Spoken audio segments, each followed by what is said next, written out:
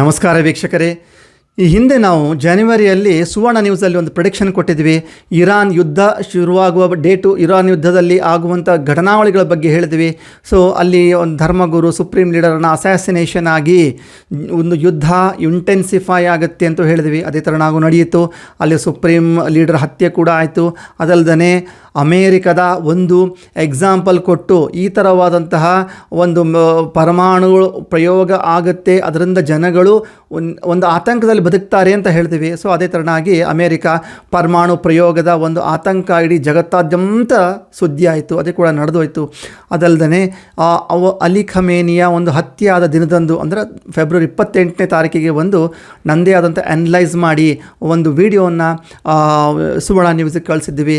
ಯಾವಾಗ ಯುದ್ಧ ಮಾಡುವಂಥವ್ರಿಗೂ ಗೊತ್ತಿಲ್ಲ ಯಾವಾಗ ಅಂತ್ಯ ಆಗುತ್ತೆ ಅಂತ, ಇಡೀ ಜಗತ್ತಿಗೆ ಗೊತ್ತಿಲ್ಲ. ಜಗತ್ತಿಗೆ ಕೂಡ ಒಂದು ಕ್ವೆಶ್ಚನ್ ಮಾರ್ಕ್ ಆಗಿತ್ತು.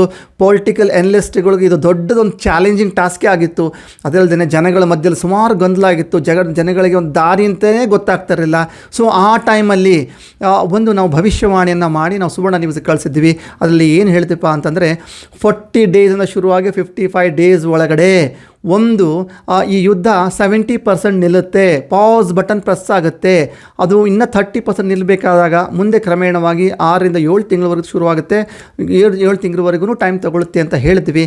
ಸೊ ಇವತ್ತು 40th ಡೇ. ಸೊ ಎಲ್ಲ ನ್ಯೂಸ್ ಚಾನಲ್ ಬರ್ತಾ ಇದೆ. ಅಮೇರಿಕಾ ಇರಾನ್ ಯುದ್ಧ ಕದನ ವಿರಾಮ ಅಂತ ತೋರಿಸ್ತಾ ಇದ್ದಾರೆ. 2 ವಾರ ಒಳಗೂ ಪೌಸ್ ಆಗಿದೆ, ಇಬ್ಬರು ಒಪ್ಕೊಂಡಿದ್ದಾರೆ ಅಂತ ತೋರಿಸ್ತಾ ಇದೆ. ಸೊ ಈ ಪೌಸ್ ಆಗಿರುವಂಥದ್ದು ಕೂಡ ನಾವು ಕೊಟ್ಟಂಥ ಡ್ಯೂರೇಷನಲ್ಲಿ ಆಗಿದೆ. ಇದು ಕಂಪ್ಲೀಟವಾಗಿ ನಿಲ್ಲಬೇಕಂದ್ರೂ ಕೂಡ ಇನ್ನು ಬರಲಿರುವಂತಹ 6ರಿಂದ 7 ತಿಂಗಳವರೆಗೂ ಇದು ಕಂಪ್ಲೀಟಾಗಿ ನಿಲ್ಲುತ್ತೆ. ಅದು ಇವಾಗ 70% ಕೂಡ ನಿಂತಿದೆ. ನಾವು ಯಾವ ಡೇಟನ್ನು ನಿಗದಿಪಡಿಸಿ ಯಾವ ದಿನಾಂಕದಿಂದ ನಿಲ್ಲುತ್ತೆ ಅಂತ ಹೇಳಿದೆವೋ, ಸೊ ಕದನ ವಿರಾಮ ಅದೇ ದಿನದಿಂದ ಆಗಿ ಹೋಗಿದೆ. ಸೊ ಇಲ್ಲಿ ಒಂದು ನಾನು ಕ್ಯಾಲ್ಕುಲೇಟ್ ಮಾಡಿದ್ದು ಒಂದು ಮಂಡಲದ ಲೆಕ್ಕದಿಂದ 40 ಡೇಸ್ ಅನ್ನೋದು ಒಂದು ಮಂಡಲ, ಅಂದರೆ ಇದು ತಂತ್ರಶಾಸ್ತ್ರದಲ್ಲಾಗಲಿ ದೀಕ್ಷಾಶಾಸ್ತ್ರದಲ್ಲಾಗಲಿ ದೀಕ್ಷಾ ಒಂದು ವೃತ್ತಿಯಲ್ಲಿ ದೀಕ್ಷಾ ಒಂದು ಮಾರ್ಗದಲ್ಲಾಗಲಿ ಇದನ್ನು ನಾವು 40 ಡೇಸ್ಗೆ ಒಂದು ಮಂಡಲ ಅಂತೀವಿ. ಇನ್ನು ಅನ್ಯತರ ಗ್ರಂಥಗಳಲ್ಲಿ 48 ಡೇಸಿಗೆ ಒಂದು ಮಂಡಲ ಅಂತ ಉಲ್ಲೇಖ ಸಿಗುತ್ತೆ.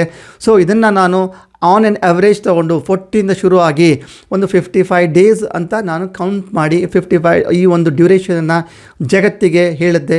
ಎಲ್ಲ ಜನಗಳಲ್ಲಿ ಒಂದು ಕ್ವೆಶ್ಚನ್ ಮಾರ್ಕ್ ಆಗಿತ್ತು. ಬಟ್ ನಾವು ಆ ಸಮಯದಲ್ಲಿ ಎಲ್ಲರ ಮೈಂಡಲ್ಲಿ ಒಂದು ಡಾಟ್ ಇಟ್ಟಿದ್ದೀವಿ. ಸೊ ಎಲ್ಲ ಜನಗಳು ಒಂದು ನಿರೀಕ್ಷೆಯಲ್ಲಿದ್ದರು. ಗುರುಗಳು ಈ ಡೇಟಲ್ಲಿ ಹೇಳಿದ್ದಾರೆ ಕಾಯೋಣ ಅಂತ. ಸೊ ನೀವು ಕಾಯ್ದಂಥ ದಿನ ಇವತ್ತು ಬಂದಿದೆ.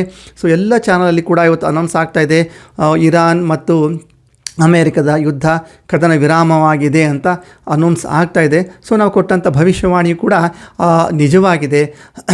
ಕುಜೇನ ಯುದ್ಧಂ ಶನಿನಾ ವಿರಾಮ ಕಾಲಚಕ್ರೇ ಸಿದ್ಧಂ ಜ್ಯೋತಿಷಂ ಅಂತ ಒಂದು ವರ್ಣನೆ ಸಿಗುತ್ತೆ. ಅಂದರೆ ಕುಜನಿಂದ ಯುದ್ಧ ಮತ್ತು ಶನಿಯಿಂದ ವಿರಾಮ, ಇದು ಕಾಲಚಕ್ರದ ಸಿದ್ಧಾಂತ ಮತ್ತು ಇದನ್ನು ಜ್ಯೋತಿಷ್ಯ ಸಿದ್ಧಾಂತ ಹೇಳ್ತದೆ. ಬೃಹತ್ ಹೋರಾಶಾಸ್ತ್ರದಲ್ಲಿ ಶನಿ ಮಹಾತ್ಮನ ಈ ಥರ ವರ್ಣನೆ ಇದೆ. ಶನಿ ಕರ್ಮಫಲದಾತ ಚ ದುಃಖ ಶೋಕ ಭಯಪ್ರದಾಹ ಅಂತ ಒಂದು ಬೃಹತ್ ಹೋರಾಶಾಸ್ತ್ರದಲ್ಲಿ ಇದರ ಉಲ್ಲೇಖನ ಸಿಗುತ್ತೆ. ಫಲದೀಪಿಕಾದಲ್ಲಿ ಈ ಒಂದು ಶನೇಶ್ವರನ ಒಂದು ಈ ಥರ ಉಲ್ಲೇಖ ಇದೆ.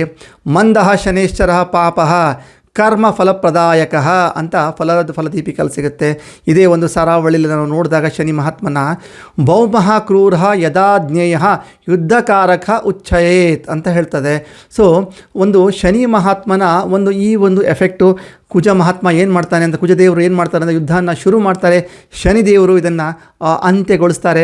ಸೊ ಈಗ ಅವರು ಅಂತ್ಯವಂತ ಒಂದು ಬಟನನ್ನು ಪ್ರೆಸ್ ಮಾಡಿದರೆ ಶನಿ ಹೊತ್ತು ನಿಧಾನ. ಸೊ ಇದು ಒಂದು ಪ್ರೊಸೆಸ್ 6ರಿಂದ 7 ತಿಂಗಳು ಪ್ರೊಸೆಸ್ ತಗೊಂಡು ಈ ಒಂದು ಯುದ್ಧ ನಿಲ್ಲುವಂಥ ಸಾಧ್ಯತೆಗಳು ತುಂಬ ಇದೆ.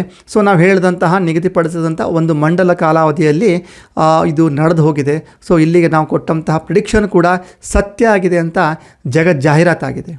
ಸೊ ಮುಂಬರೋ ದಿನಗಳಲ್ಲಿ ಇದೇ ಥರನಾದಂತಹ ಚಾಲೆಂಜಿಂಗ್ ಟಾಸ್ಕು ಜಗತ್ತಿಗೆ ಯಾವಾಗ ಅಂಧಕಾರ ಅಂತ ಇರುತ್ತೋ, ಜಗತ್ತಿನ ಮೈಂಡಲ್ಲಿ ಯಾವಾಗ ಕ್ವೆಶ್ಚನ್ ಮಾರ್ಕ್ ಅಂತ ಇರುತ್ತೋ, ಸೊ ಅಂಥ ಟಾಪಿಕನ್ನು ಎತ್ಕೊಂಡು ಒಂದು ನನ್ನ ಗೊತ್ತಂಥ ವಿದ್ಯೆಯಿಂದ ನಾನೊಂದು ಪ್ರಿಡಿಕ್ಷನನ್ನು ಒಂದು ಮಾರ್ಗದರ್ಶನ ಕೊಡುವಂತಹ ಪ್ರಯತ್ನ ಮಾಡ್ತಿದ್ದೀನಿ. ಸೊ ಇಷ್ಟು ಹೇಳ್ತಾ ಇವತ್ತಿನ ಸಂಚಿಕೆ ಕಿರುವ ಅಲ್ಪ ಮಾಡ್ತಿದ್ದೀನಿ. ಸರ್ವೇ ಜನಾಃ ಸುಖಿನೋ ಭವಂತು.